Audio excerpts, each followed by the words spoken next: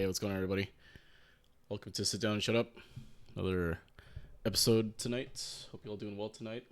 Tonight we have justtripleb again, coming back for another round. So let's bring him on. Hey, Triple B, what's up? Hey, what's going on? I'm doing all right, man. How are you? Um, been a chill day for Yeah, the most part. right on, right on. So tell me a little bit about what's been going on for you, man. I know it's been a bit since since the last time we played. So I know you made masters since then, at least, right? So congrats there. But Yeah, and so you what's coined me the sandbagger. So so now that's you my. can't do that anymore, man. So what's been going on in your games right now? What's been kind of giving you trouble? What do you think? Um, so I had recently I was just talking this over with Jason. Hmm. And one of the things that we were going up because it was looking over replays, um, was basically situations with the decisions that I make in the course of a game that affects me long term. Hmm. I remember we were watching one of my replays, and I had made a decision to like drive reversal, Okay. which wasn't really a bad option, but because I drive reversaled at that, you know, in that situation where I was probably had like 2 bars of drive gauge, Hmm. it led like the next couple seconds for me to be burnt out, and then Mm. I was at a whole disadvantage, and I was like, wow, like I didn't even notice that, you know. Yeah. Yeah.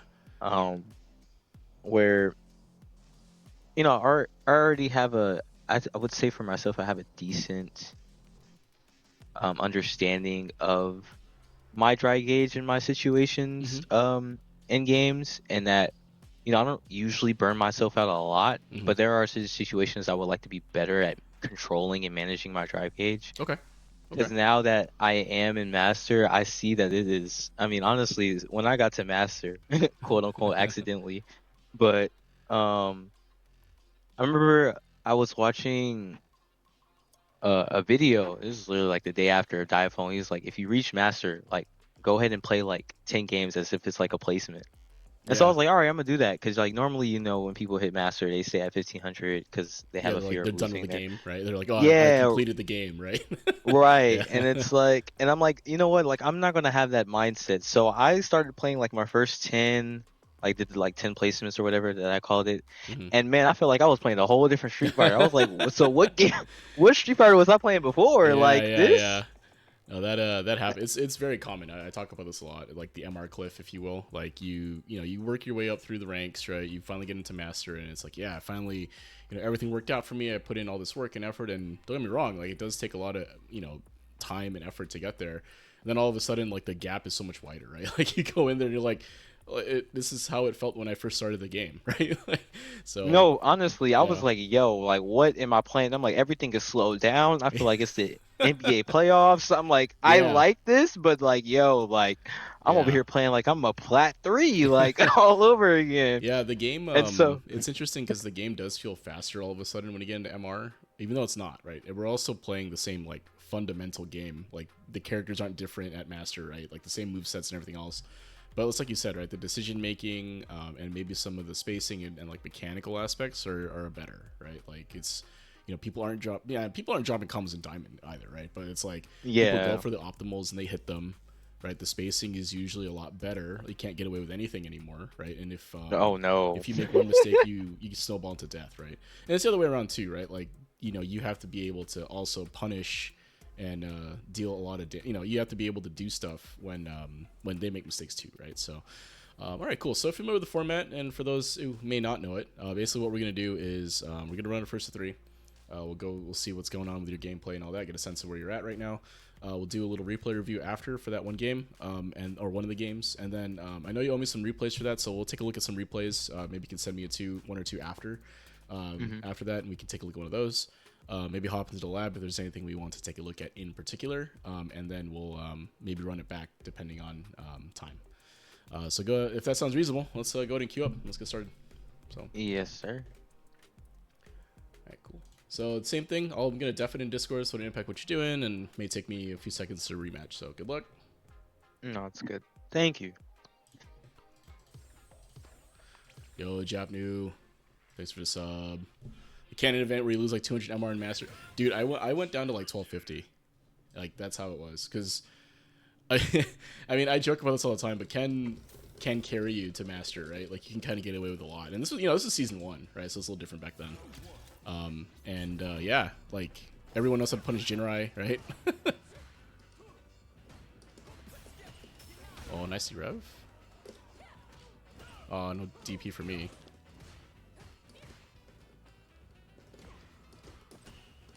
Okay, nice. Oh, that throw may not have been good.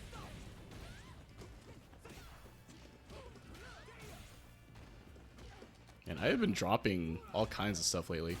Oh, nice TP. Oh, no! Got the message to do a jump on anti-airs, so let me get back in.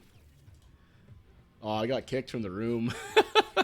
Yeah, I did too. That was so That was weird. All right, let me bring that back up. Wait, did you get like kicked out completely? Yeah, I got kicked out to the title screen. I did too. I was like, what the heck? What? I was like, is there maintenance happening? No, it can't be. It's Wednesday, right? No, that'd be nasty. Oh, man. Yeah, that'd be pretty bad if that happened. I'd be like, all right, well, boot up a different game, I guess. All right, let's try that again. Yo, that was hilarious. Yeah, I was like, what happened? Right, I think I got you invited. Let's see. Yeah. All right, cool. So we can just start over. I don't know if I want to use the restore thing, so just go to queue up. We're on the second one. I'll run it again. Yeah. All right, good luck.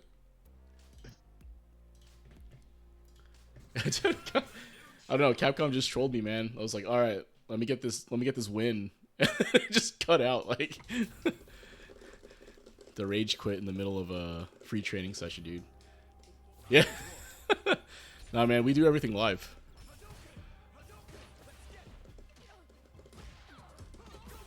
Although, Japnu, I don't know if you saw it, but I streamed, was it Monday, I think? And I did a live like rank session with one of the guys from Fright Rise. Like his sound wasn't working. So he just like watched me make noises for like the first 15 minutes of the stream, dude.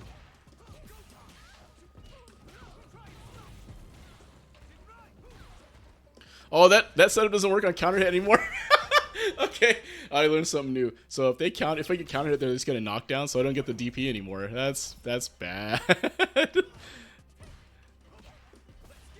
That's actually kind of a big nerf. Oh shit.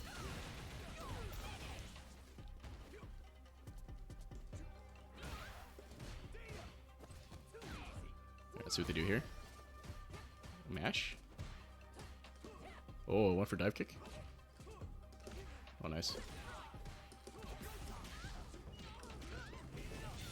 Oh, I think I dropped it.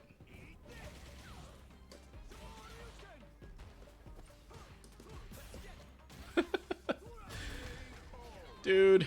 Okay. So, what I'm seeing right now mostly is how I'm winning is mostly around the neutral, like, interactions, right? So, there's, like, a decision that is made to press a button, basically. And I think that's what we'll have to talk about. Ooh, nice.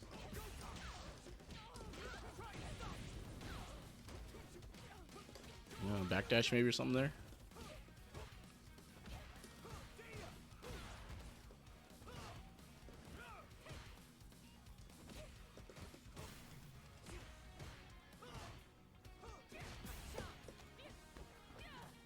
Nice.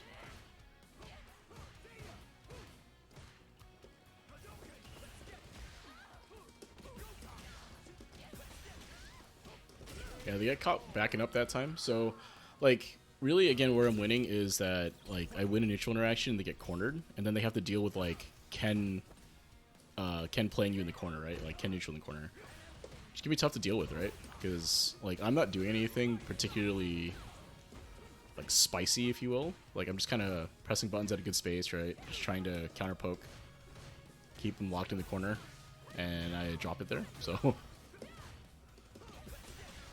And I think their spacing is okay for the most part. Oh shit. It's just that uh-oh, are they gonna cash out? Oh, he dropped it.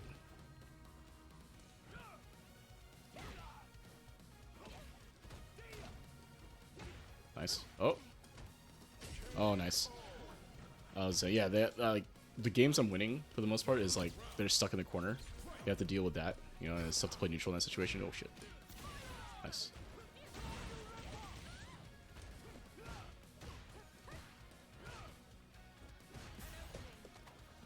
Nice.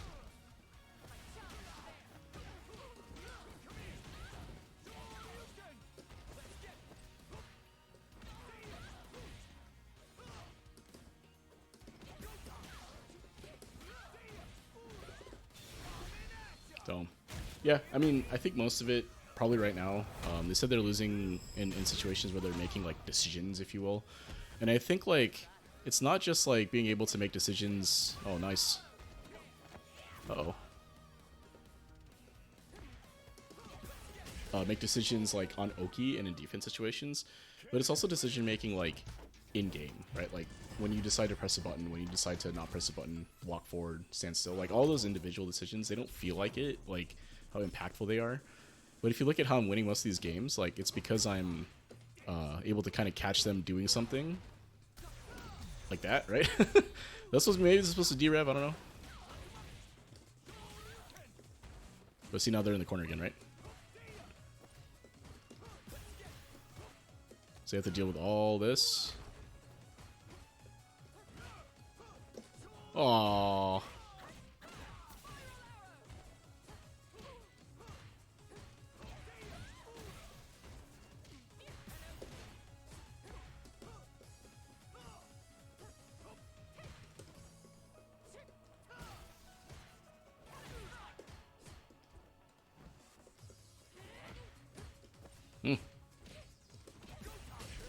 My driver shouldn't come out twice.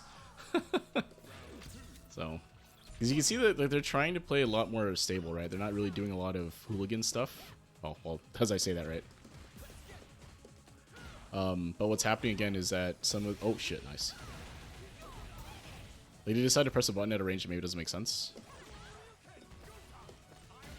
Or they wake up parry a lot.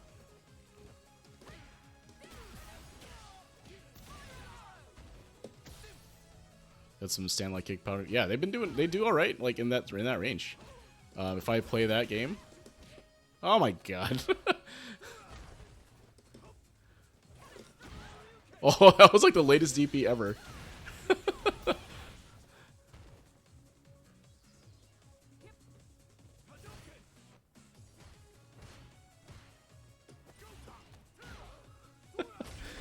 The DP was like at the very last frame, dude.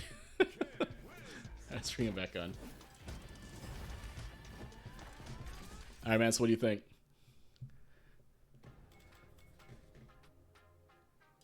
There was definitely some things that I was like, all right, I need to adjust to. Like, I caught myself like backdashing, and I was like, no, I don't need to do that. Yeah, yeah. So you did pretty well in like some of the knockdown situations, right? So it was like, oh, I'm gonna make a decision here and stick to it, right? So you just went for it, which is good, right? That's what you want to do on defense, I think.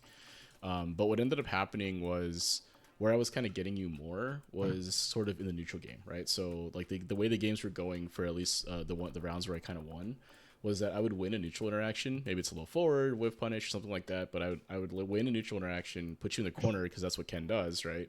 And then you were kind of stuck defending one Oki situation. And then from there, if I opened you up or didn't open you up, then I was kind of just standing in the corner, like keeping you locked in the corner, right? I was standing under the timer more or less, trying to stay in and out of that range and kind of making you feel uncomfortable, right? And that's where I think we can talk about more because you were talking about like your decision making and some of that stuff. So we can talk about what I think will help when it comes to how you want to approach some of these situations. So I think let's take a look at this game here. I think game 2 is probably pretty good. So I'm sharing my screen in Discord. Hopefully you'll be able to see it. And we can go from there. Yeah. All right. Let's see.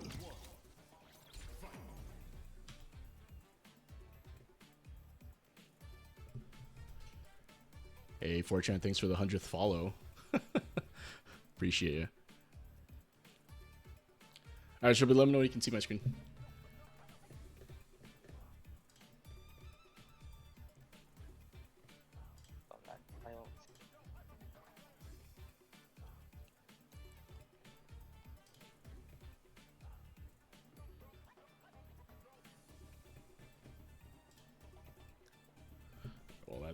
Well, that's going on. I'm gonna drink my coffee here.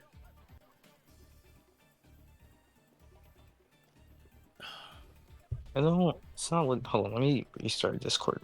All right. All right. While that's happening, hope you guys doing well tonight. Got 3 streams planned this week. This is the second one. I did have one planned tomorrow. So tomorrow's Juneteenth in the United States for folks that may not be in the U.S. So it's a holiday for me, so I had the day off. I was planning on doing a noon stream as well as an 8 p.m. stream Pacific time, but it seems like I have something to do in the morning, so I'm going to have to do that. And I wasn't sure if I'll make it back in time for the noon stream, so and it turned out that the individual that was signed up for it may not be able to wasn't able to make it either, so, you know, is what it is. So, yeah, I hope you guys are enjoying the stream. Yeah, Triple B's a good player, man. It's good times. So, anyway. I don't know. I'm thinking I might try to stream maybe this weekend or maybe tomorrow during the day. Maybe just stream some ranked or something whenever I get a chance to, because I haven't been playing ranked at all. So, anyway.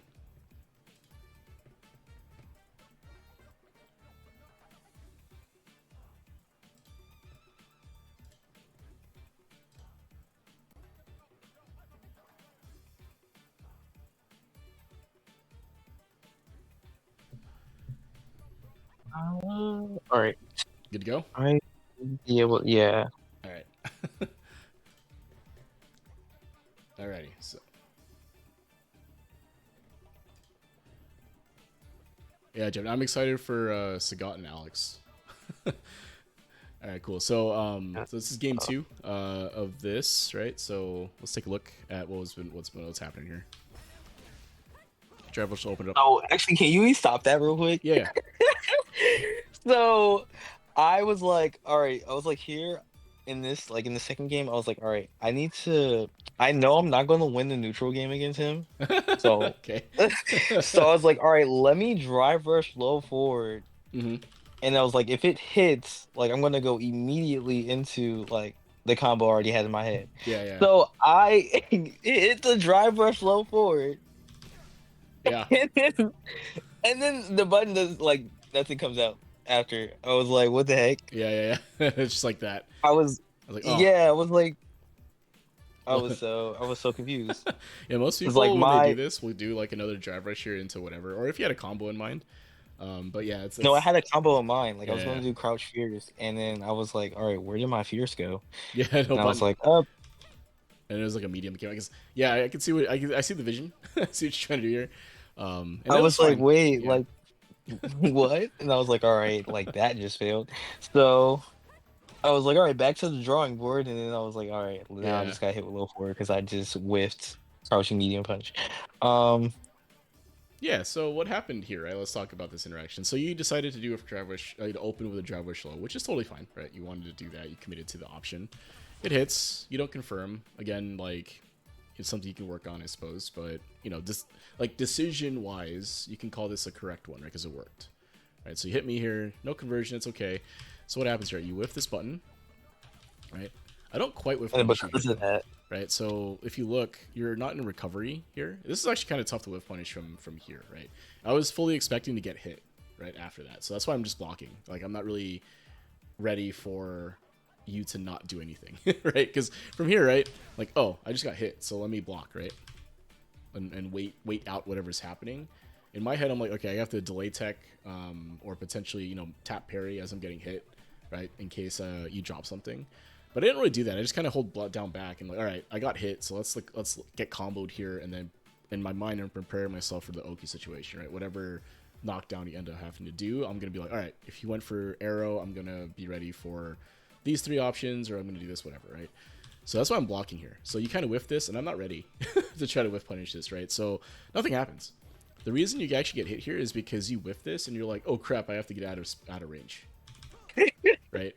But you actually don't Yeah. do this. You actually walk forward. So most people will actually walk back in the situation, right? So my guess here is that you were maybe expecting that to hit, or you were expecting me not to do anything or something. But the decision here to walk forward here can be kind of tough because you just whiffed the button, right? So if you're talking about decision making, right, which is I think where you felt like where you said you felt like you were having some difficulty.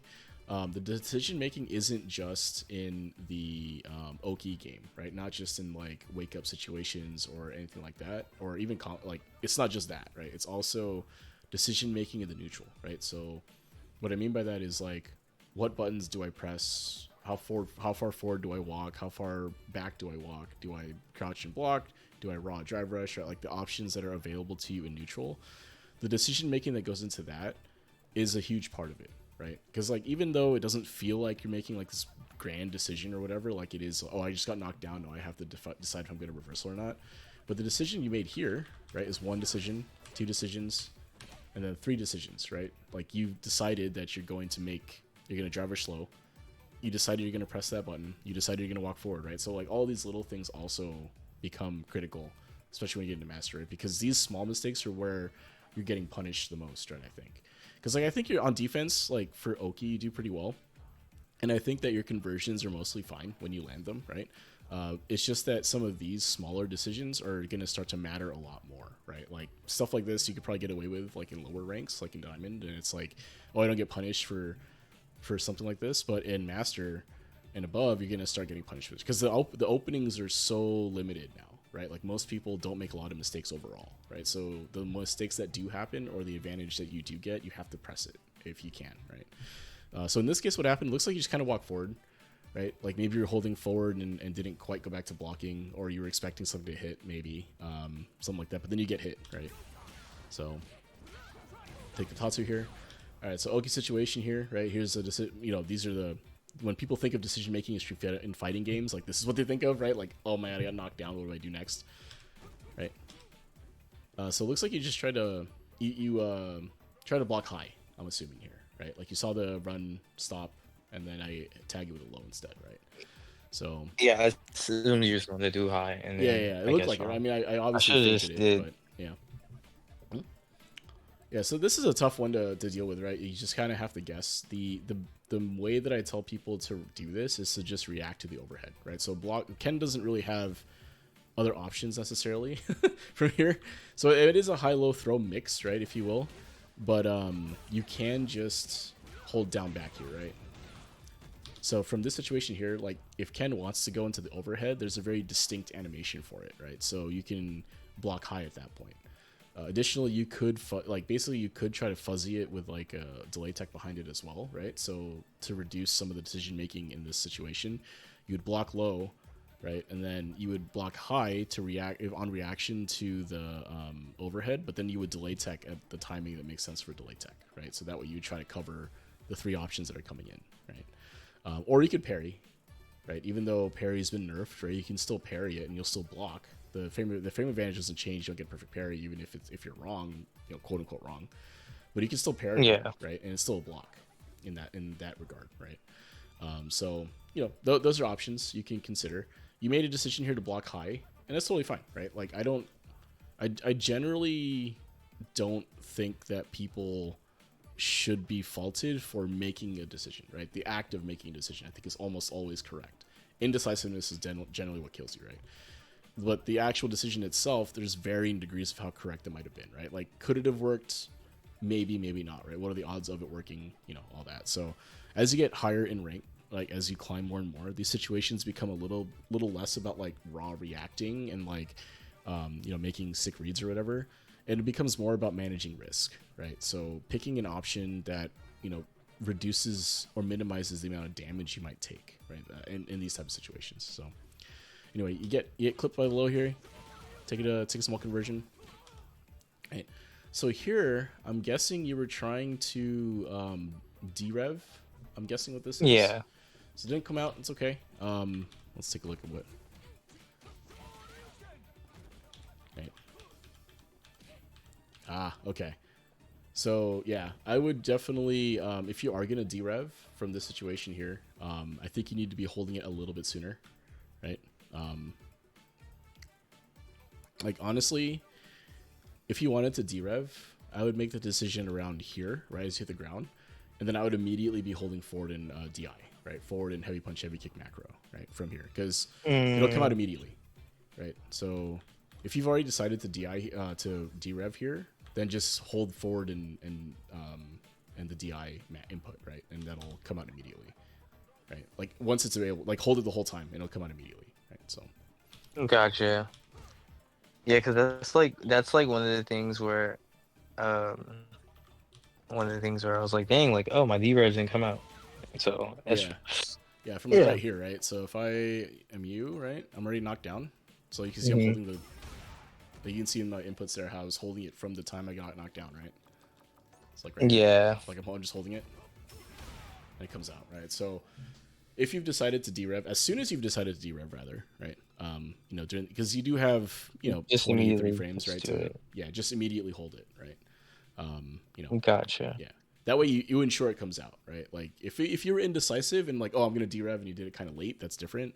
But if you had decided to derev already and you're like, okay, I want to make sure it comes out, then I would hold it as soon as get knocked down, basically, right? So like in situations where it's like that, what I would do is I would so it would actually look like this. I would actually do whatever input you do for the back roll or not, and it sits in the corner. And then as you're back rolling or recovering, that's when I would do it. So like imagine if this was mid screen, for example. Like I'd back roll with these two buttons with two punches. So I'd be holding that as I'm getting knocked down. And then as soon as I see the back roll animation, I would hold the forward and DI, right? That way it comes out immediately, right? Obviously, it doesn't Gotcha. matter as much in the corner because there's nowhere to go. But like mid screen, for example, if you wanted to do that, that's where that would come in, right? So, but yeah, that's something mechanically, if you will, that should help you with making sure your DRFs come out consistently. Anyway, moving over here. So you unfortunately get hit. It's okay. So here's where it gets difficult, right? So right after this, I don't quite open you up. I land a hit, right? After your failed derev. And then I kind of park here, right? Like this space here is where I want to be, right? And the reason for that is because I take away your ability to walk back now, right? So you're playing kind of an unfair neutral game, right? And this is where the pressure of decision making comes in more, right? Because you have to make a decision on how you want to get out of the situation, right? Do you jump? Do you raw drive rush? Do you low forward drive rush? Do you try to walk forward and contest? Do you try to with like maybe stuff what I'm doing, right? So like there's decisions to be made here, but the hard part is that they now carry inherently more risk, right? Because you can't adjust space anymore, and I know that, right? So I can kind of take out your ability to walk backwards and the options that might get beat by that. I can actually use them more, if that makes sense, right? So like for example, I can stand at a space. I don't have to worry about you backing up and being able to whiff punish me, right? I can kind of just walk into your space and press buttons, right? So this is a situation where you kind of have to watch your replays, in the future and kind of see what you can and can't do, or what works and what doesn't work. Or what works against me, especially, may not work against other people. Similarly, what doesn't work against other people may work against me, right? But you have to kind of understand what your opponent is trying to do here, right?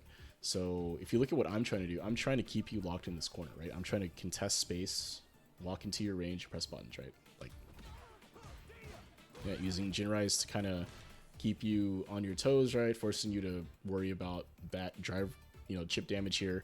And then I'm just kind of pressing my bigger buttons at spacings that make it difficult for you to contest, right?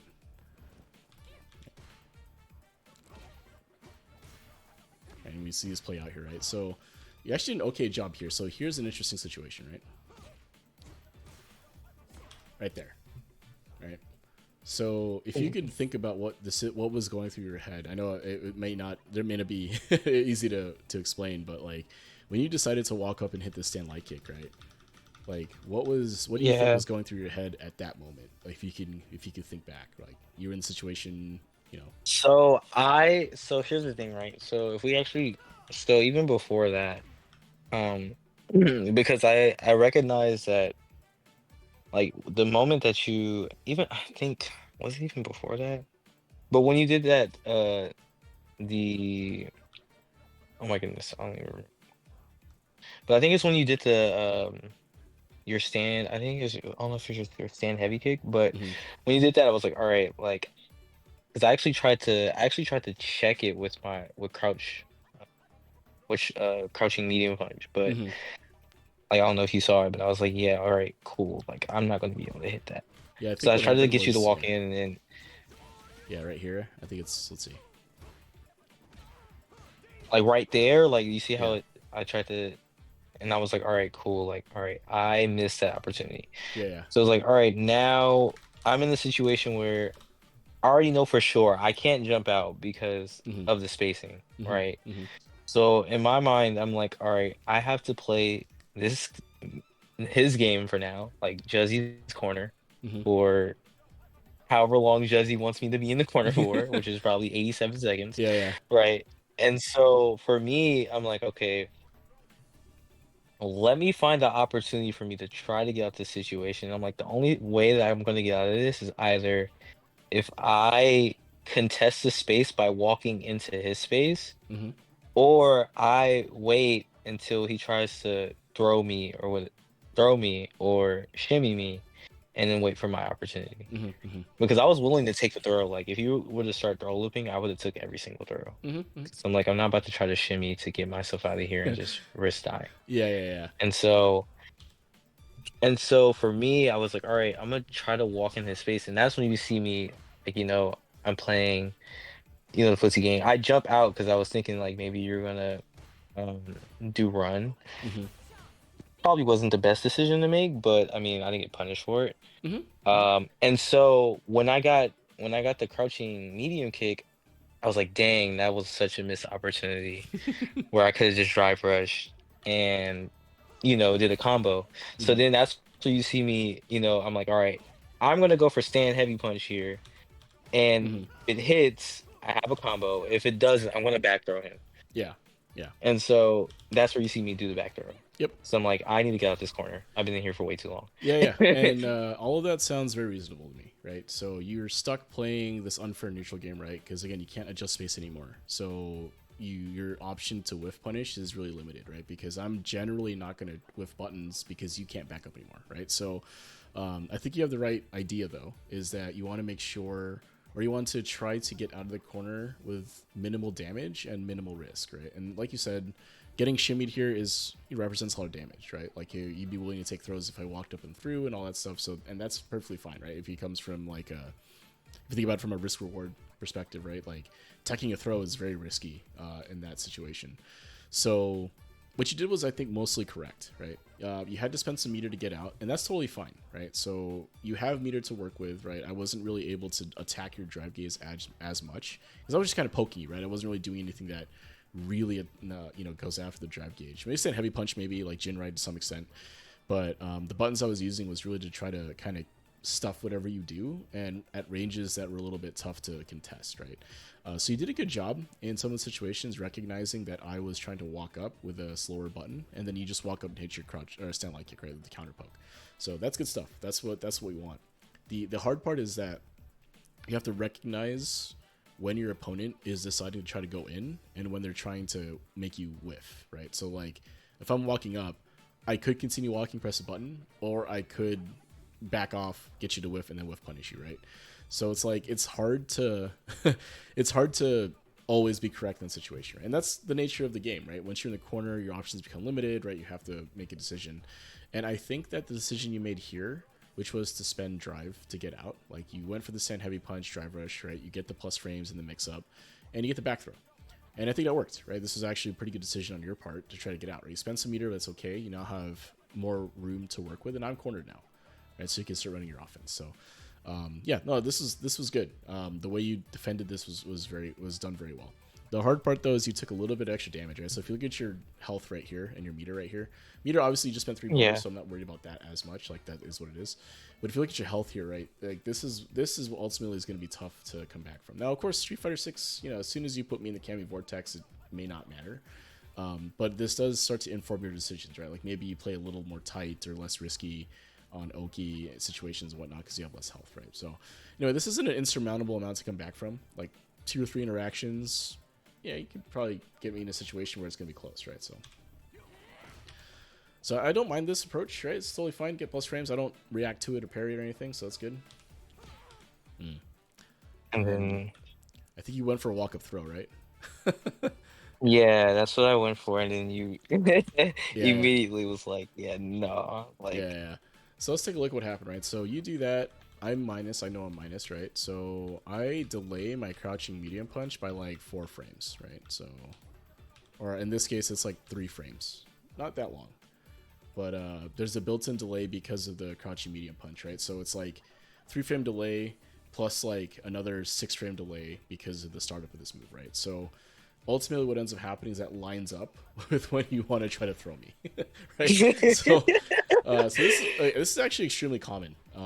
It's a delay button basically, right? So it's a defensive option that you can take that will allow you to kind of stop these walk-up throw situations, right? So I went for the medium here because you were a little bit further away after the spin knuckle, but you can do it with a jab too, right? So you basically press a button at about the same timing you would for a delay tech, right? And what this is going to do is going to cover a couple of different options, right? So if you walked forward here like you did, right? Let's see. So if you walk forward like you did, right? My button's going to come out. Like if you go for walk-up throw from this situation here, right? So Ken's going to delay button here, right? So if I do a walk-up throw, right, like you did, right, I get counter hit, right?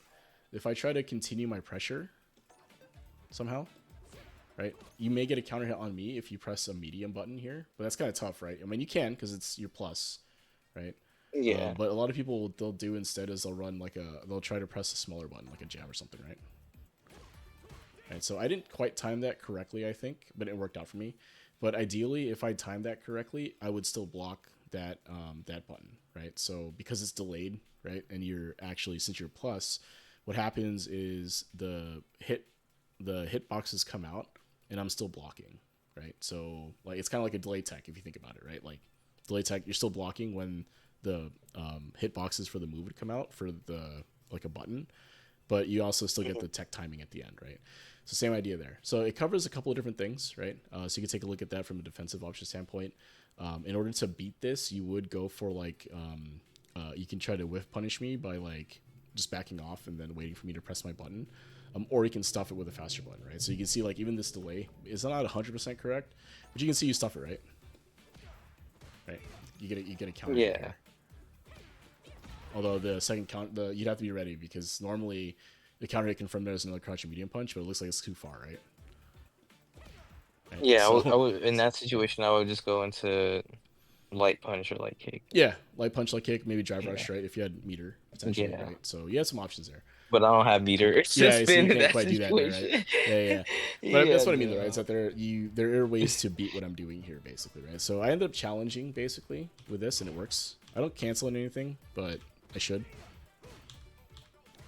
All right. So now we're back to neutral, right? So that whole interaction, you had me in the corner, and then you kind of had to back off because I was able to land a hit, right? But I think the issue ends up being that you give up a ton of space, right? So if we look at this situation here, Yeah.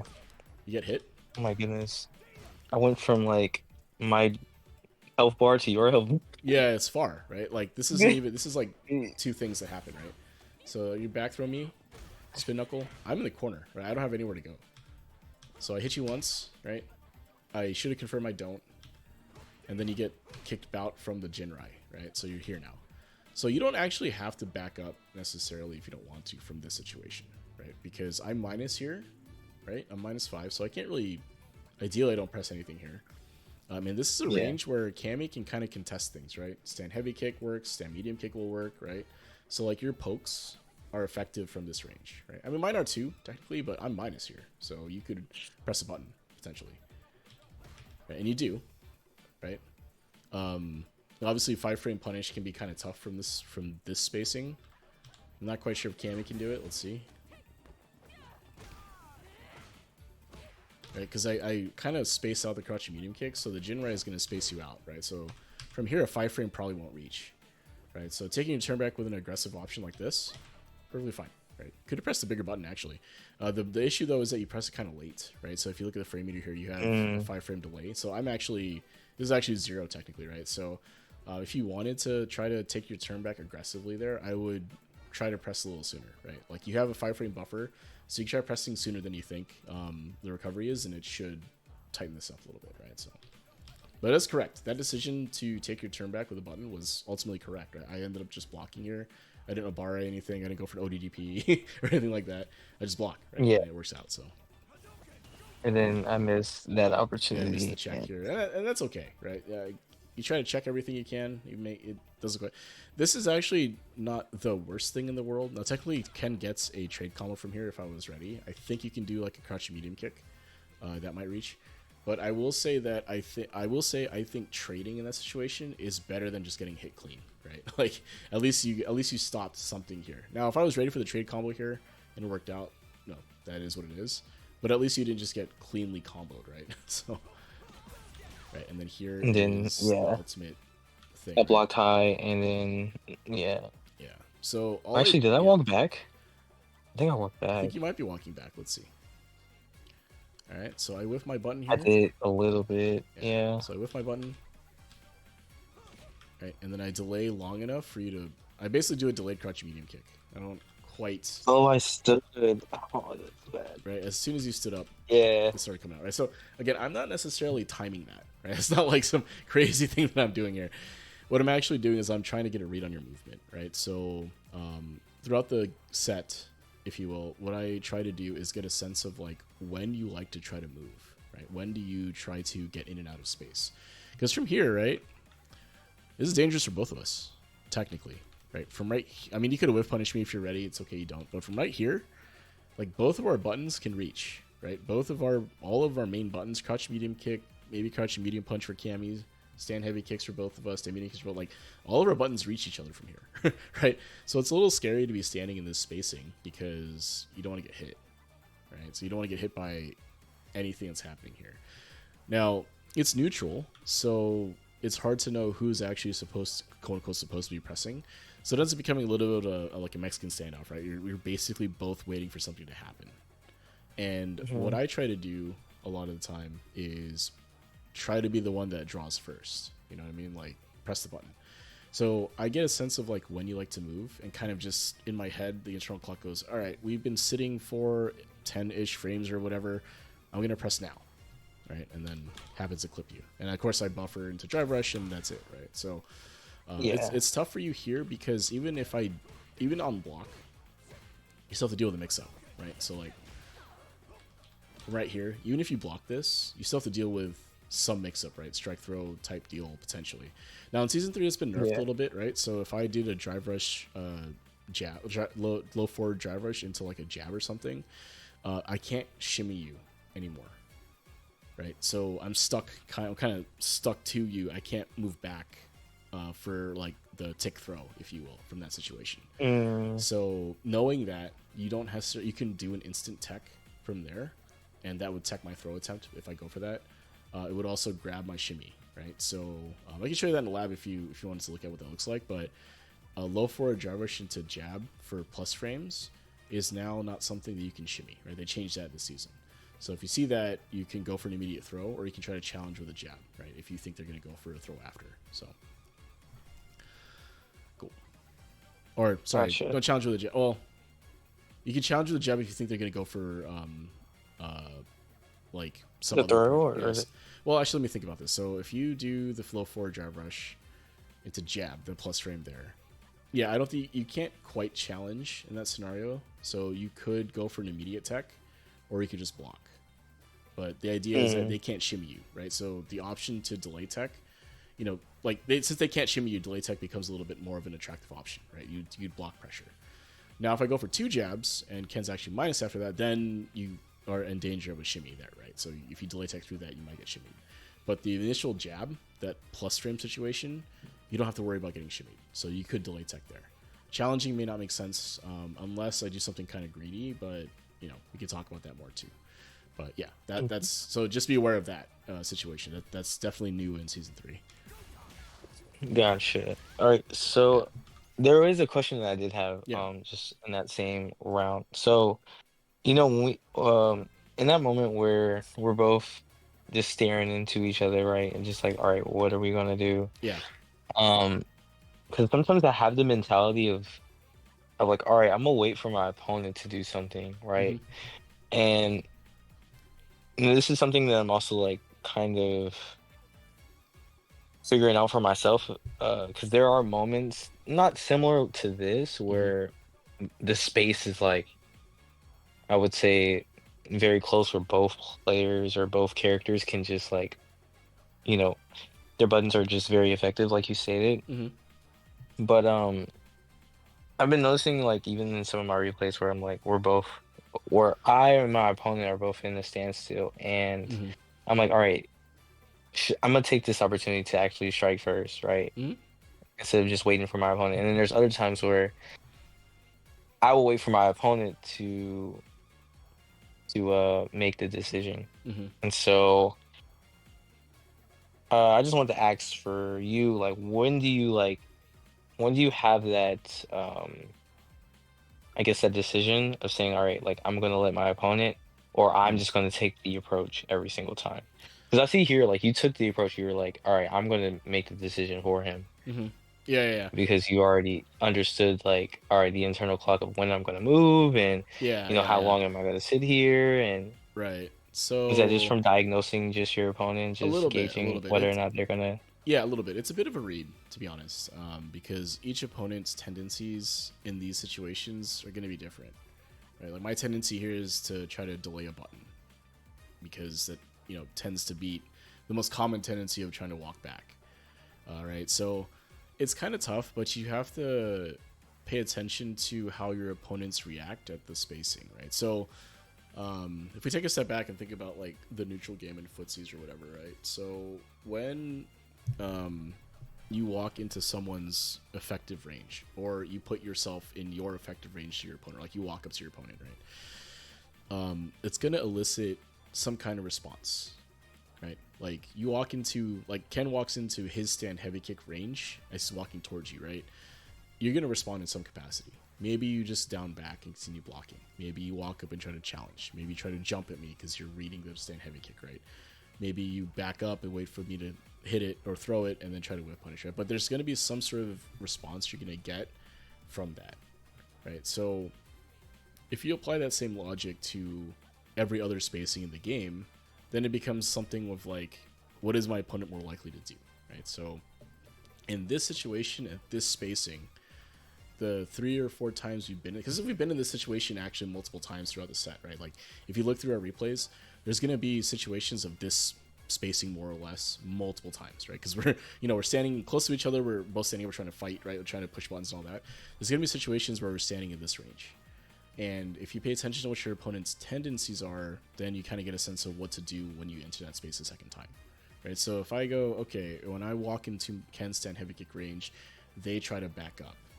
Okay, now the next time I do that, they're more than likely going to try to do the same thing if it happens to not get clipped, potentially, right? So though that's kind of what you gather in terms of information on your opponent. So like people, as random as the game is claimed to be by people aren't random, right? You're going to choose options that made sense to you or have been working more often than options that don't work, right? Like imagine this situation where you could ODDP me, right? Just let a DP rip. That's a decision you could make. But you know, and I know that that particular decision is probably not going to be, well, not going to work, probably, right? And the risk is huge for that, right? So, okay, I'm not going to consider that option, right? But there are other options you could consider, right? Maybe they walk up, maybe they do something else, right? So in my head, what I try to do is keep track of, as best I can anyway, keep track of the situations you've been in that seem to be based on spacing. Like, oh, they're standing about, low forward range. It doesn't have to be every space, but like, low forward range, point blank, maybe for Cammy send heavy kick range and then full screen, right? So some of those common standing, common kind of markers, and kind of get a sense of what your opponent likes to do. Because I guarantee you that you're going to find some patterns for everybody, even me, right? Like I have tendencies that get exploited the same way like everybody else does, right? So when it comes to making that decision, it boils down to how much information have you gathered on your opponent and what option do you think is likely that they're going to do in that scenario. So when you kind of when you kind of put those two things together, you can kind of come up with a solution that covers as much as you can, if that makes sense, right? So like if I do this delay crouching meter kick, for example, it's likely going to catch a light button from you potentially. Like if you try to if you whiff a button here, I could probably catch that with my crouching light kick. If you try to back up, I'm gonna catch you, and if you block, I'm gonna, you know, drive rush on block and get a mix-up situation. Not ideal, but it is something.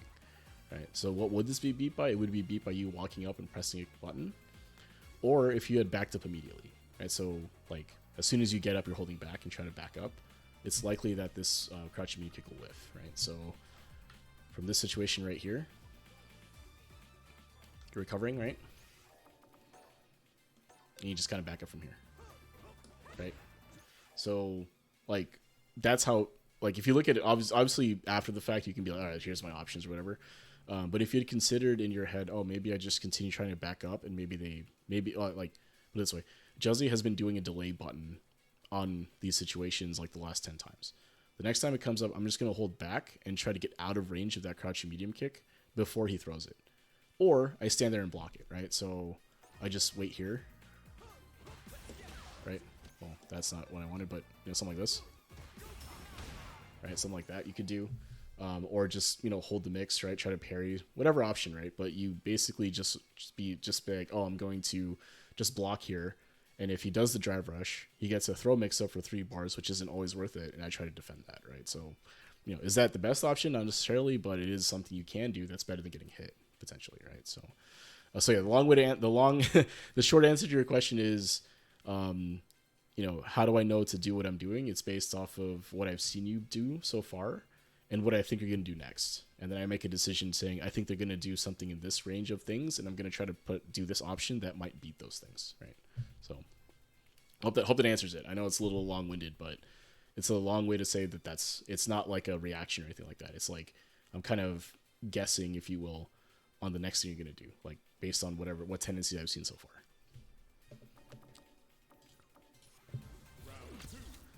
Hopefully that made sense. That's a long-winded answer, but yeah, so getting into round 2 here. All right. So your stand like it counterpokes were really good, by the way. So you did a good job of like contesting my walk up with a faster button. So I think you have a good idea how to do those, right? So it's a good job. Okay. All right, go for plus frames here. Unfortunate whiff, right? So that time I kind of was ready for a whiff. I saw it and went for it. But yeah, I think that this should normally hit, but I think you were kind of out of range, right? On the crouching on a stand medium punch. Right from here. Like normally, I think like I would just normally just block that, right? I wouldn't go for a button here, but as soon as I saw like that animation come out, I was like, I think it's gonna whiff, and so I just press, right? So, alright, it's the same situation again, right? You're in the corner, lost one in neutral interaction, you're in the corner again, have to hold the mix up, right? Alright, so that time you just parried, right? Like we were talking about previously, and it worked, right? Like you didn't necessarily get a perfect parry. But you were able to block. And even if you had continued like down backing here, instead of trying to go for the perfect parry standing and just continue blocking, you would block the overhead, right? And that'd be fine. All right, so good challenges here, right? I don't DP. Guys, counter hit confirm here. This was good. All right, Oki. I just blocked, good. +1. I think it's fine, Oki. The standard, excuse me. Whew, the crouching heavy punch is good there, right? Let's see how'd you get A here.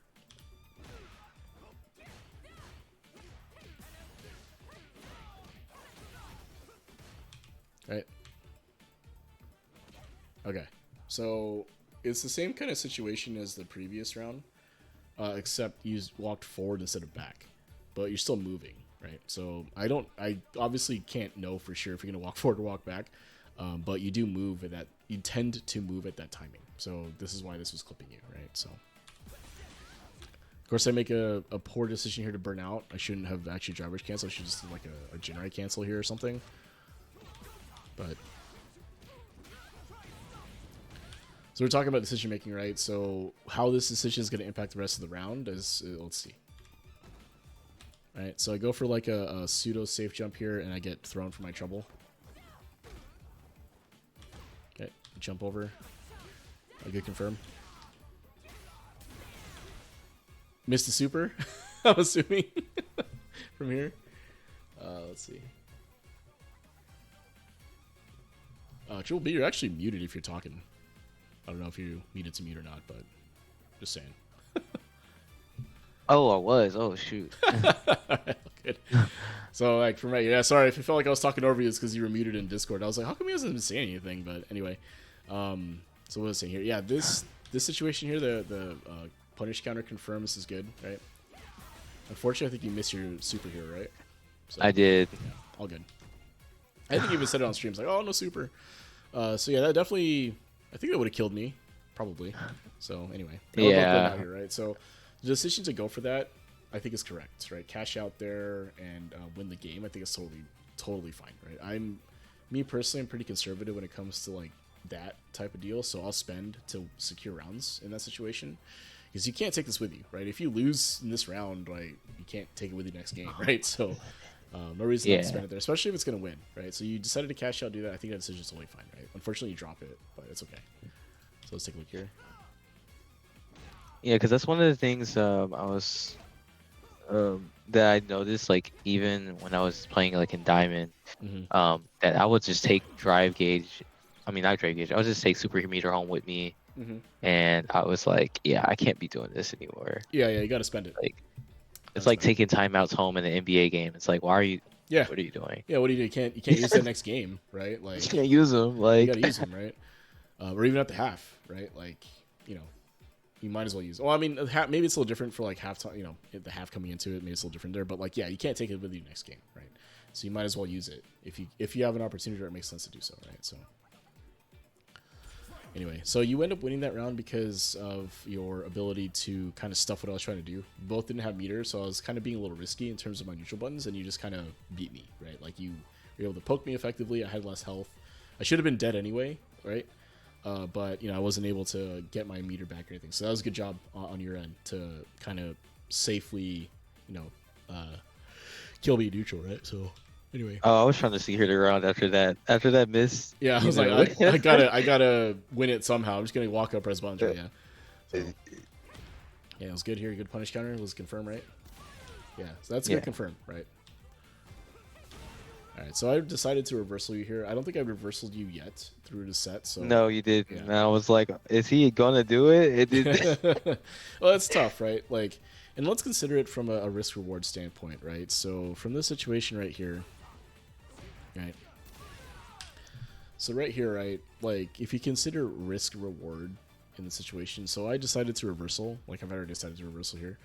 What risk am I taking to do so, right? My risk is if I block it, I'm gonna take a 3,000 damage combo, right? You're gonna do some sort of punish counter combo. Maybe it's level 3, do all the damage, right? Whatever. But I'm gonna take a lot. It represents a lot of damage, right? And potentially an Oki situation again that I have to deal with, depending on what route you take. But the reward for me, if I'm correct, is this: 1640 damage, no Oki setup without spending meter, and I get you off of me, right? So we're back to neutral technically, right? So from a risk reward standpoint, right, it's like I'm taking a ton of risk for like a medium to low reward, right? Whereas on your end, going for like a meaty here, if I make a mistake and press a button, or like you're able to continue applying pressure, put me in a mix-up situation, right? The reward for you is huge if you open me up, right? So like if I do any other option here, like maybe you shimmy me, maybe you're able to open me up a different way, right? High-low mix, whatever. But your reward is huge, right? You would get, another 3,000 damage combo or something like that, more corner carry potentially, right? And another Oki situation because Cammy's, knockdowns are like that, right? So, like, a lot of people, I think, conflate getting hit with an EXDP as like the end of the world, right? Like, you see a lot of games, you're like, oh, I can't believe those people. Yeah. Like, I used to be one of those people, and when I mean like used to, like 2 days ago, I was like, you know what? Like, I am done with trying to, bait out DPs and I don't know if you remember the last time that we had a session. I was like, oh, I would play like not to lose instead of playing to win. Yeah. And so I got over that because I was like, if I get EXDP'd at this point, you get EXDP me 3 times in a row. At this point, I'm okay with it. Like, that's right. I'm fine, 100%. Because like, the game isn't won. Well, I mean, at this stage right here, this time in our health bars, the game's not going to be won by a reversal coming through, right? Now, when it's a little bit closer to death and maybe reversal will kill you, then maybe the calculus changes a little bit in terms of how much are you willing to risk versus like how much you're willing to risk continuing pressure versus a reversal killing you. That's a little different, I would say. But like mid screen, early game, I could have level 3'd you potentially, but I didn't do it. But reversals are not the end of the world, I think. And you want to try to play around them if you can. Like, if your opponent's reversal happy, obviously you want to play around that.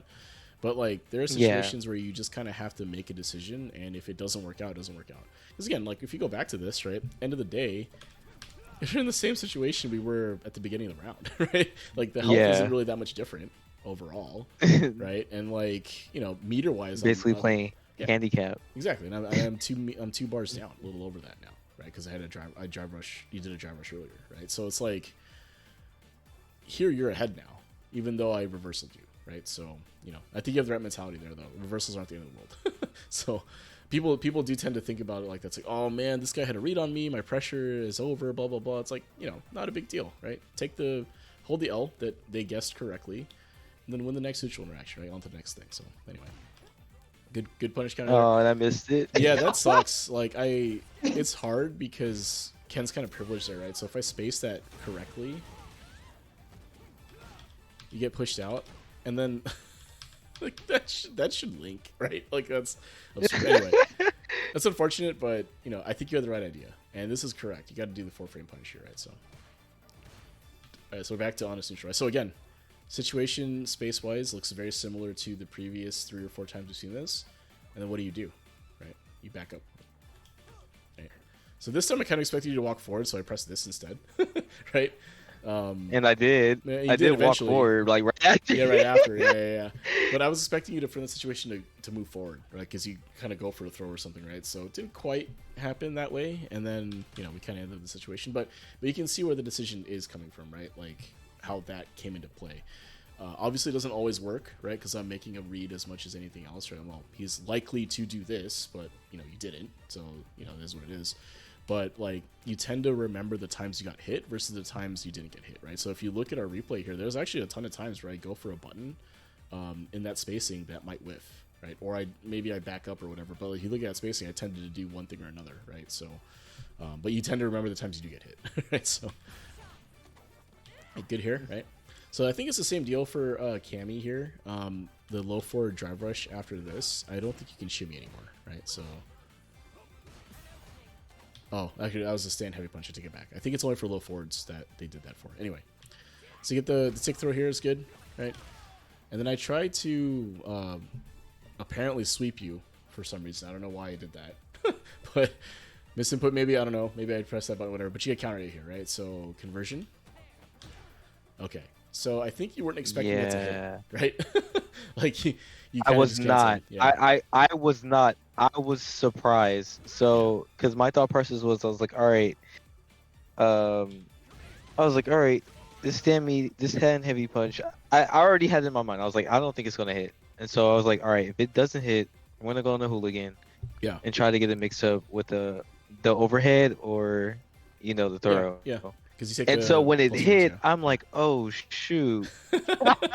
I've already input the motion input. I'm like, oh shoot. I was not expecting that. Yeah.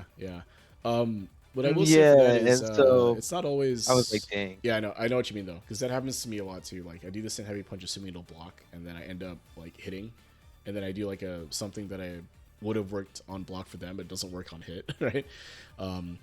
I think that's just it is what it is. I think at that point, you want to do your best to try to confirm things, but if you're going to a cancel, it's a little tough. I do think that from this scenario here,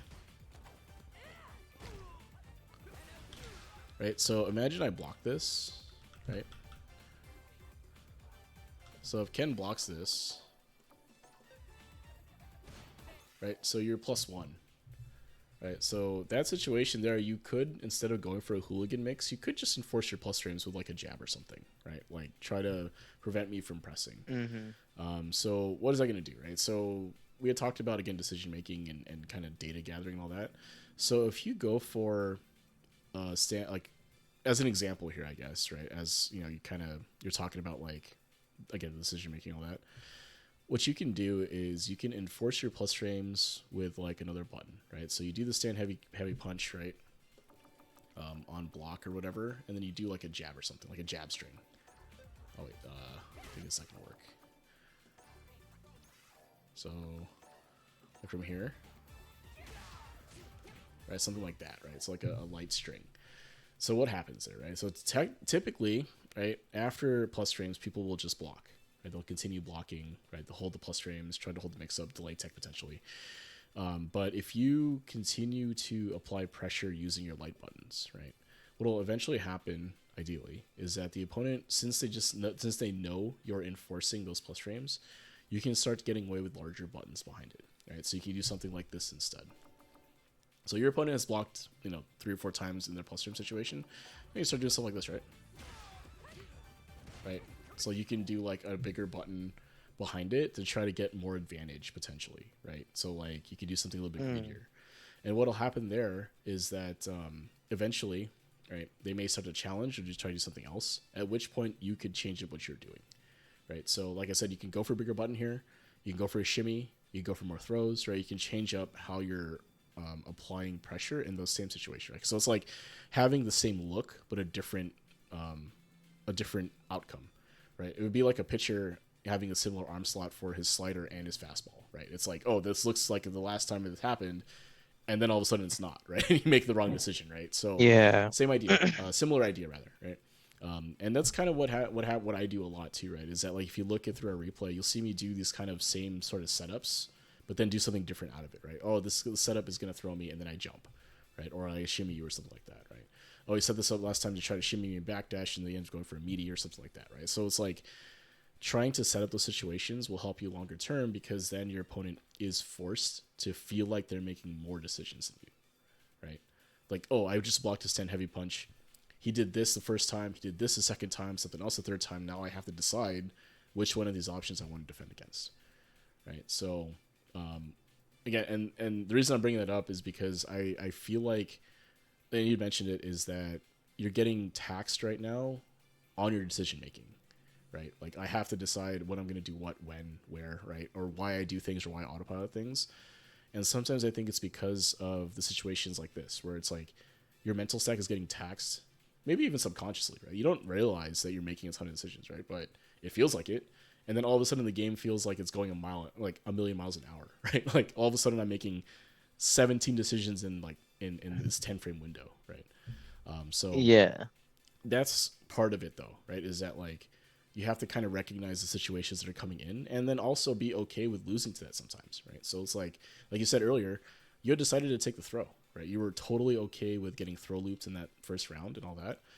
And that's great, right? All that means is that now you can focus all your energy on getting a situation where if I don't do the throw and do something that you can counter, then you get out, right? And that's exactly what happened, right? You got a situation where you're able to do a stand heavy punch, driver edge cancel, and then throw me, right? And all that was predicated on the fact that you no longer were worried about getting thrown. So now you can focus on beating the options that you can beat, and be okay with losing to a different option. Because if you try to defend against everything, you're going to lose every time, right? So anyway. Anyway, so this hits. We weren't ready for it. I jab you out of it. Unfortunate. Get DP'd. Yes. Yeah, I don't mind that decision either. I think that's totally fair to do that. It was close, actually, right? Yeah. Okay, so I don't react quite the way I should have there. I should have thrown you, but it's okay. And then again, right? The delay crouch medium kick, because you have the tendency to move. And this is which I think you pressed, right? Or you were about to. Yeah. Yeah, I was about to. Yeah. And then, yeah. Okay. And then that time I think I And just then tagged there, you. I should have blocked low. Yeah. Yeah. You just weren't blocking. And that's okay, right? I mean, it's not okay because you take a super here, right? But you know what it is though, right? You know how to recognize what's happening there, right? So Yeah. okay, so this is a tough situation. Burned out, you have super. And so I give you space now, right? So like in this situation here, the reason I don't go for a meaty here is because I think it's more likely that you will super or reversal than you won't. if that makes sense, right? Because like this situation here, you're in the corner, burned out, low health, all this in the world, the super here, you are more likely to super than not, right? All of a sudden, this option becomes very real to somebody that's burned out in the corner, right? So that's why I'm like a little bit hesitant to apply pressure here, right? Because it's not going to kill me, but it's going to put me close. It's going to put me like here probably, right? So 4,800 or whatever it is. So Yeah. And so I know that, right? So that's why I go for that. yeah.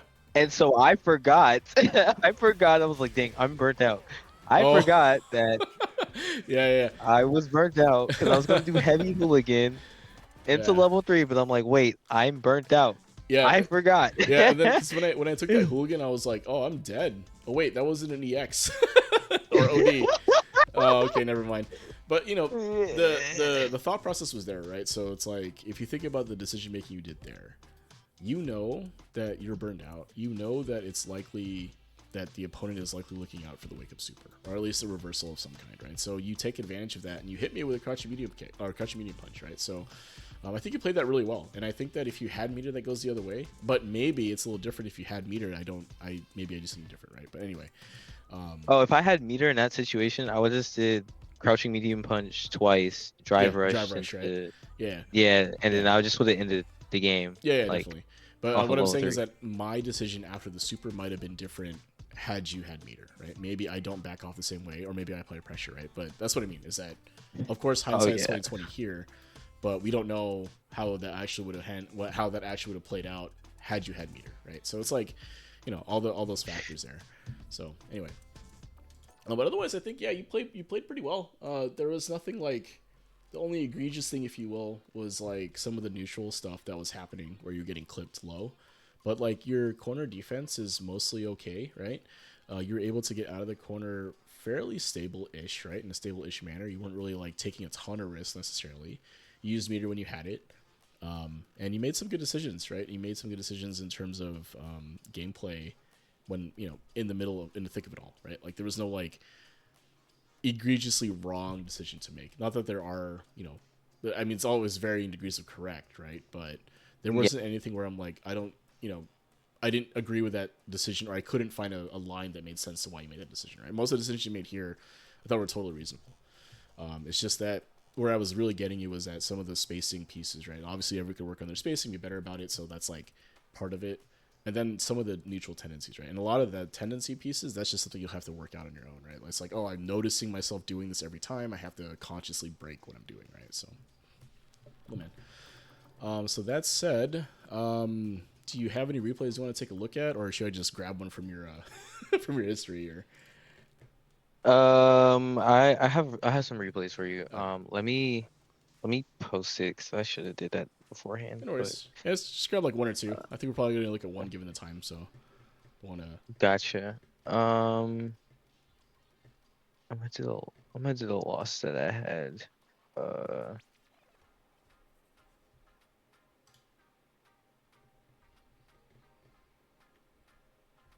I can find where it was at.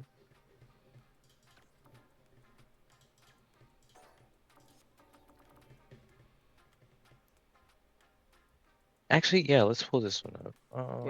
This is it's a custom room that I had against Erebus. Should work. I'm gonna use that. Is Erebus on JP? No, he's actually on Blanca. Oh, okay, should be good then.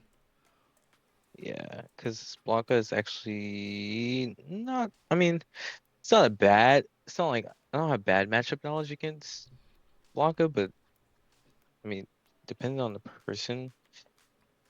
Well, Erebus is really good, right? So yeah, like they'll change up what's happening for sure. He had did like a side switch on me, and I was like, "Yo, like, wait, what?" Like, I was so confused. So yeah, I think I see it there. All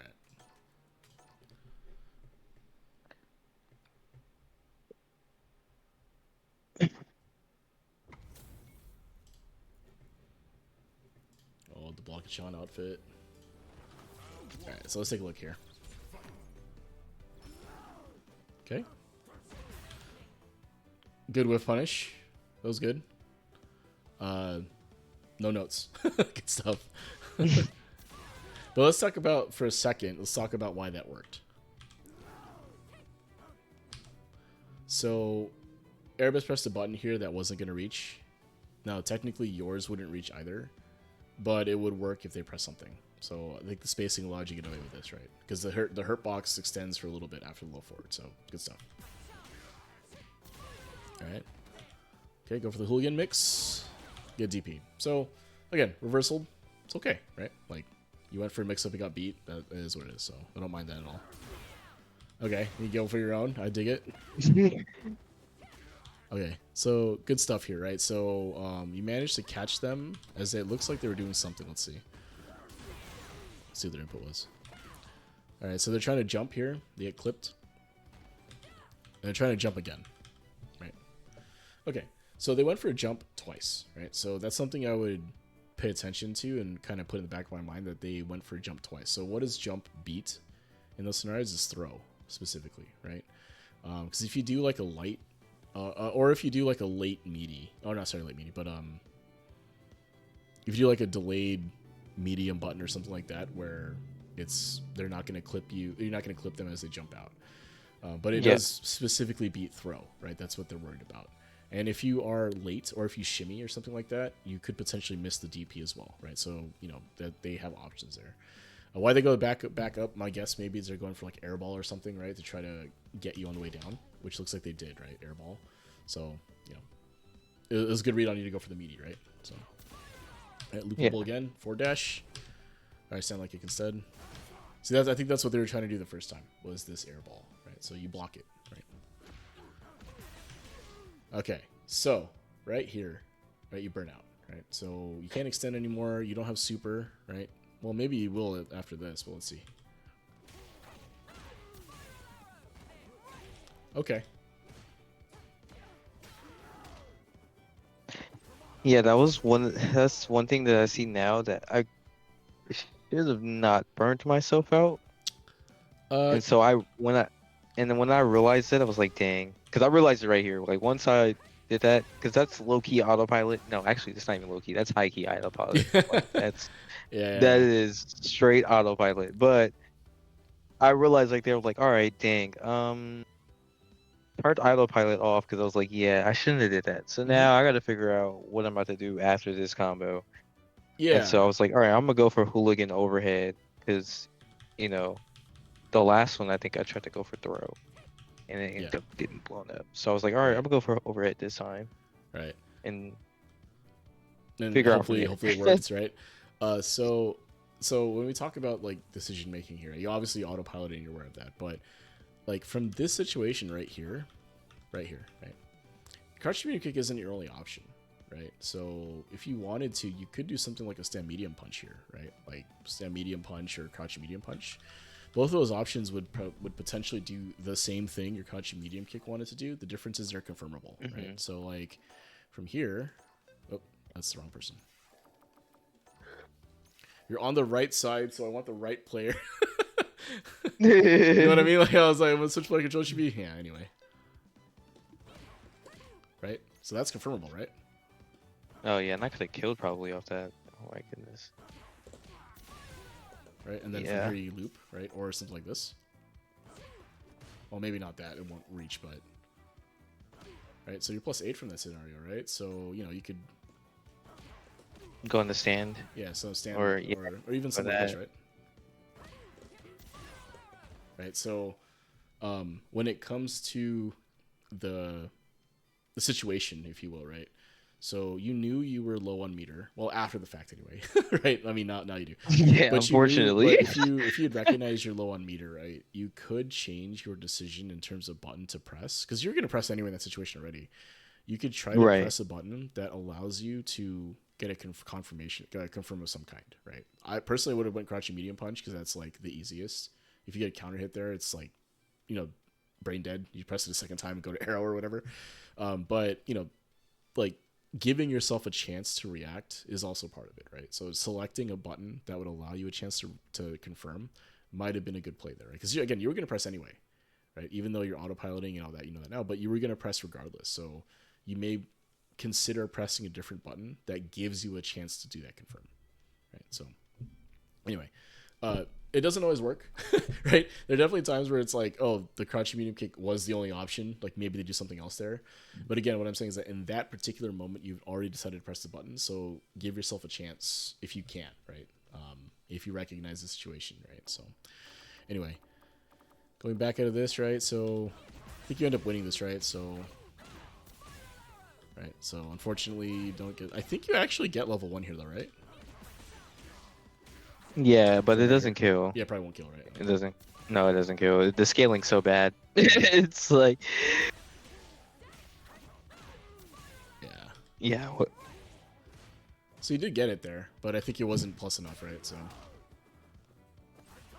okay, so good check, right? So,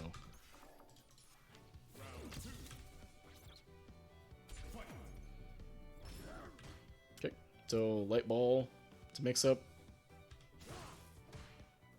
Okay, so that would be something I would pay attention. Like if I was playing you and I was playing Blanca and you went for I go for the electricity here. Obviously, I'm safe. It's not plus. My turn's over, but I'm not safe. You immediately go for a button after that, right? So that's something I would try to pay attention to as the Blanca player in those scenarios to see if I can blow this up next time, right? So good arrow, good spacing for that. Okay, minus frames there, and you go for another button, right? So, Yeah, that was not the best decision. gotta be careful there, right? I think when you get into sort of the level like 1600, 1700, 1800 plus, even at 1500, people will challenge, right? They'll try to check your minus frames and not allow you to steal turns. So if you're playing against someone like this that is like pressing quote unquote correctly in the sense that they take the turn with a minus, you just have to pay attention to that tendency, right? Like this just means that you could do something different here. Maybe you space trap them, right? Maybe you shimmy them. Maybe you go for a parry in this situation. Like there are options you can do when you recognize your opponent is someone who likes to take their turn back, right? So, oh, nice block on the cross up. Okay, so let's see. Do you take your turn back again? Oh, looks like you tried. Did you counter hit here? I'm not sure why. Yeah, that press. That time. Looks like you pressed kind of late. Did I press? Yeah, I think I did. Yeah. Unfortunate. So if you had pressed on time, I think that would have worked. The main issue though here is that the electricity spacing here, it would have reached. So if you had just pressed from here, Like right there. yeah, like right here, after the parry happens, right? Yeah. So if you had pressed timely, it probably would happen. And this is actually something I see a lot of, is that the animation, like, it doesn't have to complete. A lot of times, like, the ending frames of the animation is actually cancelable. They just animate the frames to make it look more fluid. But you can press sooner than you think a lot of time. So, it's something you have to get used to. Like, try pressing earlier and experiment with that and see if it works for you or not. Gotcha. Yeah, because sometimes I just think like, oh yeah, I gotta wait for the animation to end. It's like, Yeah. I'm late. It's like not yeah, and then it's always like 6 or 7 frames late. Yeah, yeah. It's just a thing. It's something they and to be fair, they should be doing that, right? The animation should continue on even if you press nothing, so that it looks smooth as you go back to neutral. But from a gameplay standpoint, it's like you can press sooner than you think a lot of time, right? So. Okay. Ooh, wake up arrow. That's tough. Yeah, that was a D- decision. Yeah. Because Yeah. and I just get Yeah, so that's tough. Like I'll do that stuff spiel there, right? Because if you think about, and again, if we again, decisions have varying degrees of right and wrong, right? I don't think anything is necessarily incorrect or wrong overall. It's probably just some level of not as correct as their options, right? And the way I like to think about it is that like, well, I did this option. What would it have beaten, right? So what would a wake up arrow beat? Not a whole lot, right? Like, if they meaty you, you get hit in startup, right? If they jump, you would probably whiff, right? They could block potentially. If they DI you, you'll get DI'd. If they parry, like wake up parry or wake up delay button or delay option, like you'd probably lose that too, right? I can't think of a situation where the arrow would beat an option, right? Or maybe I'm not thinking of one, but my list of things that would beat this like list of things that I will beat with this option is much smaller than the list of things I'll lose to with this option. If that makes sense, right? So it's like that's the way I tend to weigh decisions. So anyway, again, not right, not wrong, just varying degrees of maybe more correct or less correct. If that makes sense. That was good. Let's see. Why'd that work? It was supposed to be EX. It didn't come out that way, but it worked. Okay, that's fine. Oh, okay, whiff. Oh, that's so unfortunate. Yeah. Okay, hold the plus frames here. Oh, okay. So yeah, that's tough, right? So, like I was saying, if you are someone who does not respect plus frames like this, people will frame trap you, right? And that's what happens here. Blanca's back medium kick is an absurd ass button, dude. Like this button does everything for him, right? You're -6 here, right? So you can't really do anything, and then -2 again, right? So it's like this button is so good, right? So you can't press in this situation normally, right?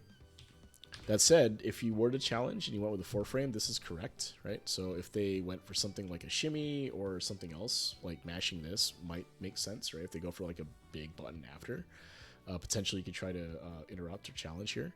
So button-wise, I think this is fine. You could have also EXDP'd, right? So if you're going to challenge in this situation here, if you look at the meter situation, you have meter to burn, right? So from a decision standpoint, it's like, well, if I'm going to challenge, I should challenge with something that is gonna get them off of me and is gonna blow up the frame trap, right? So if you had mashed DP in that scenario where you were planning on challenging, I think that would have been a better decision to make, right? Because it beats more of the options that are coming in. Because like they would have been burnt out, right? And then burnt out, and I had 3 bars. Yeah, either. Yeah, probably because it would be a punish counter, right? So or counter hit. So if you mash DP from right here, let's see. Oh, not quite burned out, Actually, no. but because it's not a punish, it's not a. I guess it wouldn't burn him out.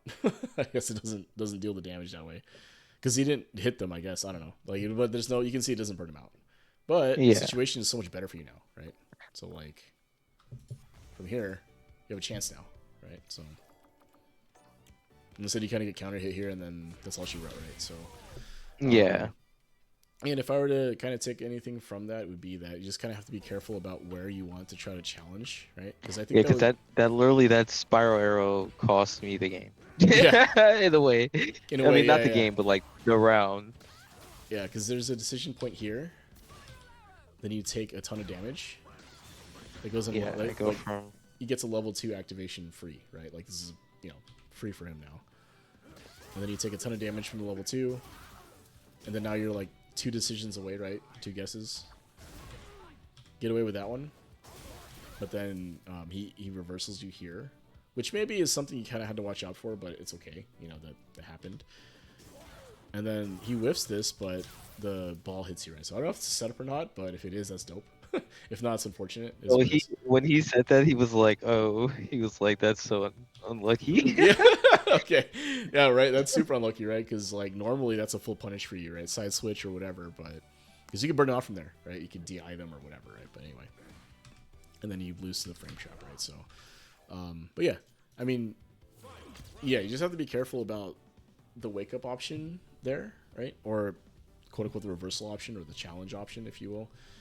If you are going to challenge with something that is 4-frame and maybe not a special move where you'll die if it's blocked, right? So yeah. Otherwise, I think you're doing actually pretty well overall. Now, obviously, the corner decision making is a little tougher, but in terms of like the neutral aspects, I thought you were doing okay. Ooh, okay. All right, not able to check that. All right, so do you press your button here again? You don't this time. Okay.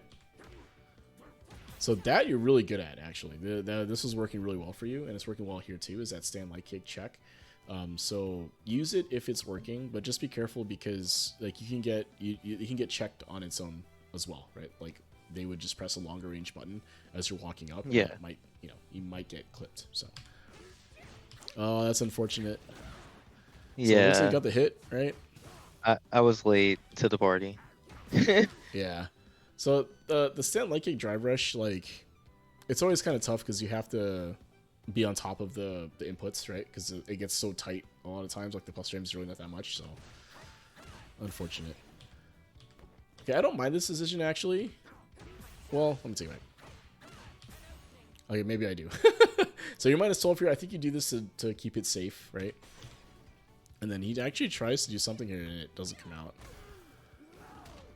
But the burnout was tough, right? So yeah, this confirm here, probably need to hit that. Or potentially you pick a different confirm route, right? So if you feel like this is a little too tight, you can go for like a crouching medium punch into arrow or something like that, right? So decisions to make, right? Use the driver shear to try to keep it safe. Burn out for it. Now you're in trouble, right? Like now this is like very difficult to try to navigate. You have to make sure that you don't get hit by anything, right? That'll put you in the corner. You don't want to deal with doll setup or any sort of mix up in the corner, especially without meters. So let's see how you do. Yeah, so that's something that I knew. So I was like, because I already made a decision. Like, yeah, I'm going to make that decision. And so from here, I'm like, all right, I need to try to get up out of here. Yeah. Gotta weather the storm. Yeah. Oh. Okay, that was sick. That was sick. I'm gonna let this animation play out just because that was how sick that was. So I like that. Being ready for it. I like it. All right. So now you have a chance. Right now this is like closer. Ooh. Okay. So interesting decision, right? I don't mind it, to be honest. I think it's probably more correct to not try to bait something. Airbus doesn't do anything though, right? They just kind of block out from here, right? So I will say if that was me, I might have gone for a button here potentially because of the burnout situation here. And maybe that's what they were kind of expecting you to think. You know, they were expecting that they were going to be ready for that, so you do something else.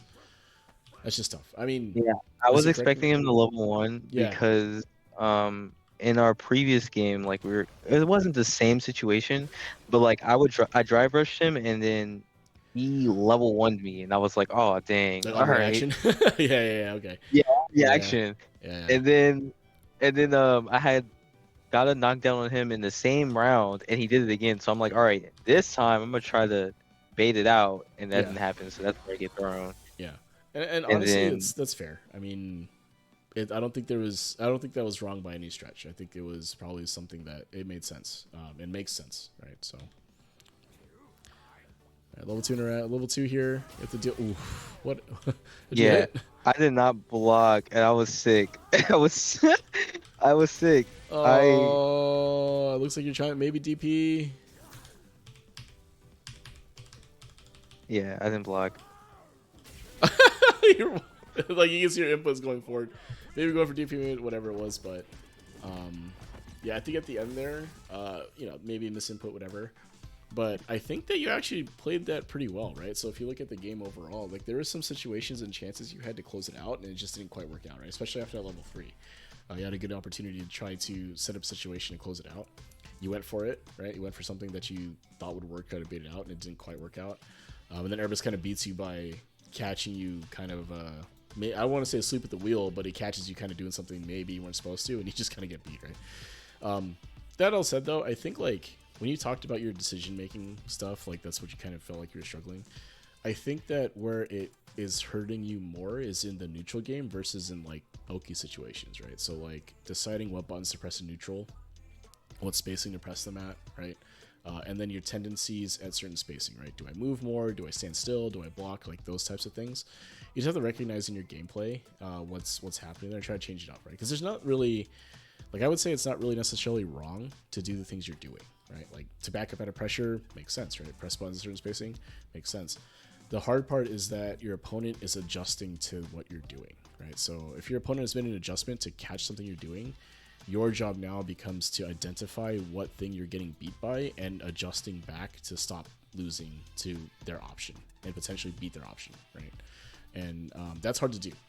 Like, like it's so difficult, and it's probably the hardest part of neutral in general, is that these adjustments are happening interaction to interaction, like constantly, right? So your mental stack is getting taxed constantly during this, right? So I think it's just a thing you'll have to get used to. When you play long enough, I think the tendencies that people have tend to become more easily identifiable, because there's a ton of options you can do, but realistically it kind of boils down to like the same 6 or 7 reasonable options, right? I mean, barring like neutral ODDPs and neutral supers and that type of thing, right? Like the out there stuff. Most of the safe things, there's 5, 6, 7 options, stuff like that people tend to do, right? Walking forward, walking back, blocking, pressing specific buttons, raw drive rush, jumps, right? Like these types of things people do in neutral. So you tend to get an idea of like what situation you put an opponent in a situation, what tendencies do they have, or what decisions do they tend to make, or options they tend to select, and then you just kind of try to make a read on that. Yeah. Right. So, but yeah, and that's what I'm saying. I don't think it's like decision making like the way that you described it to me. It sounded like you were kind of making decisions in Oki or in some other like defensive scenarios differently, but I think it's more than just that, because I think like when we played and watching these games, for the most part your decision making in those situations is actually fine, right? Like you got out of the situation or got out of the corner a lot of the time, right? There are just some parts where you got frame trap or something like that, it got hit, and it wasn't necessarily because you made a wrong decision, it's just that the opponent like countered you, right? So anyway, cool, man. So yeah, you have any questions or anything like that you wanted to ask, or how's that all kind of sounding to you? What do you think? Um, no, that honestly, like from looking at it from the replay, and then our set, Mm-hmm. yeah, I think I think a lot of it is, for me at times it's all right. Am I pressing a button too much, Mm-hmm. or I wouldn't say pressing a button too much, but am I pressing the repeated button that I normally would use in neutral, Mm-hmm. Mm-hmm.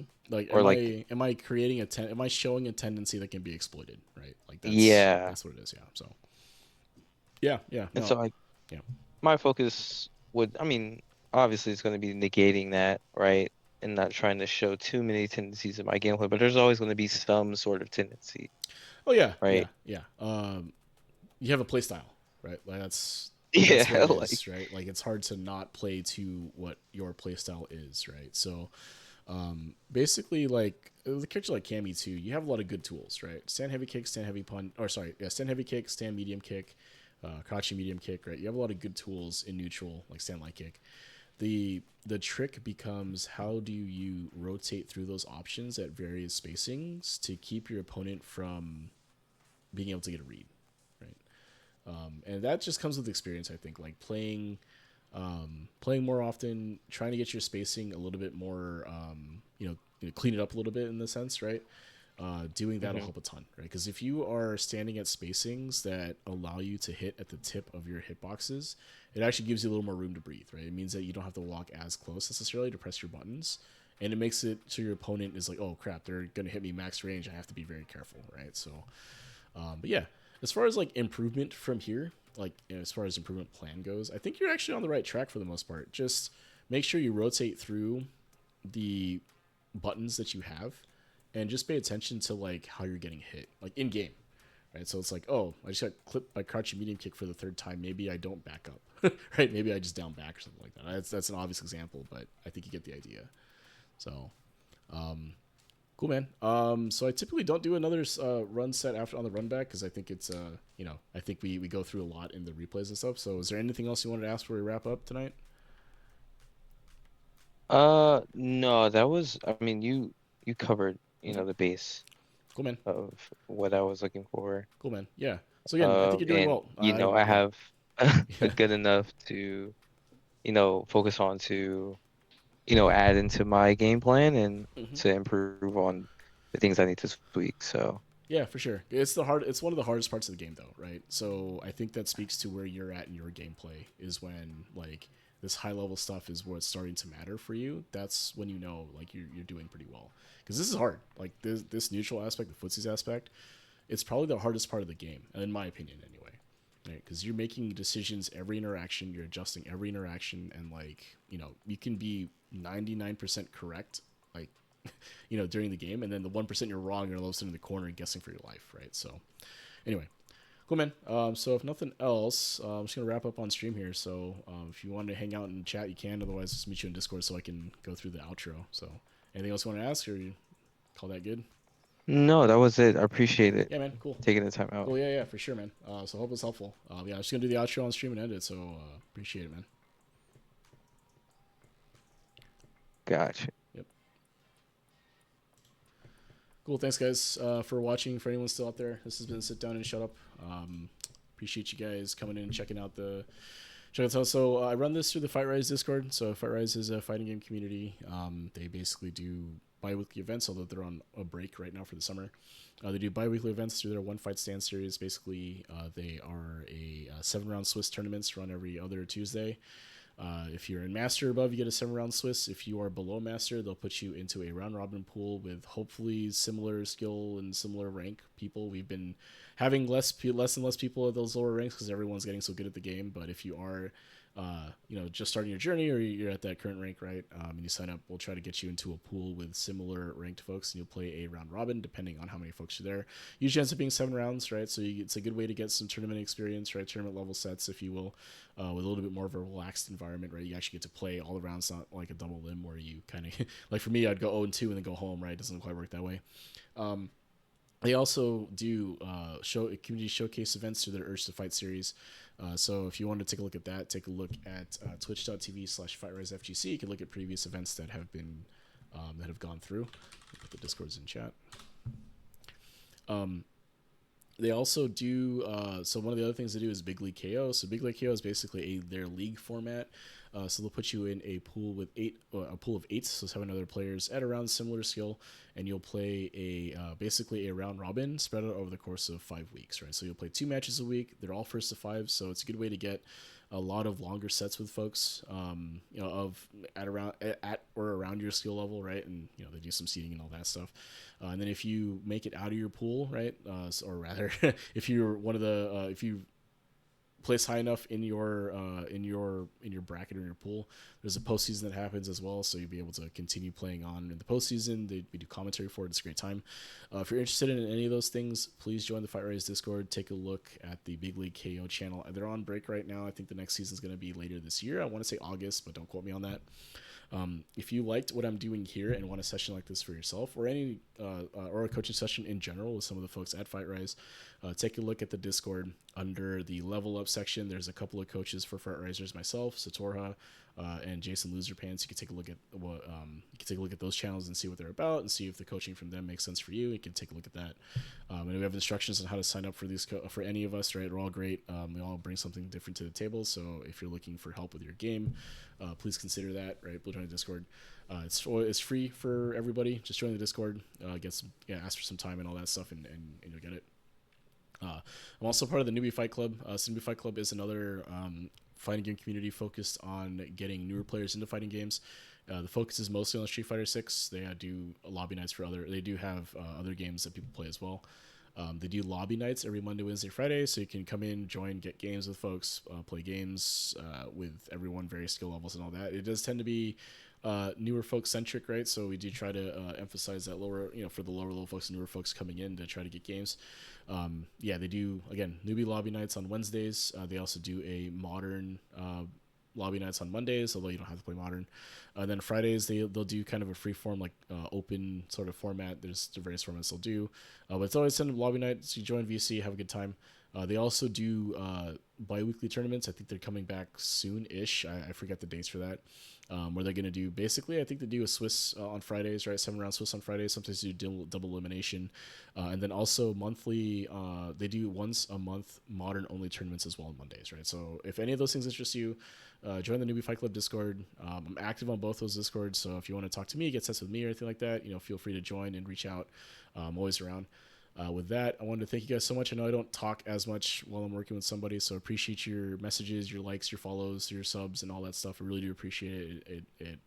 It helps me a lot with everything else, with the content and stuff. So appreciate it. That's it. This has been Sit Down and Shut Up. Thank you guys for watching, and have a good night.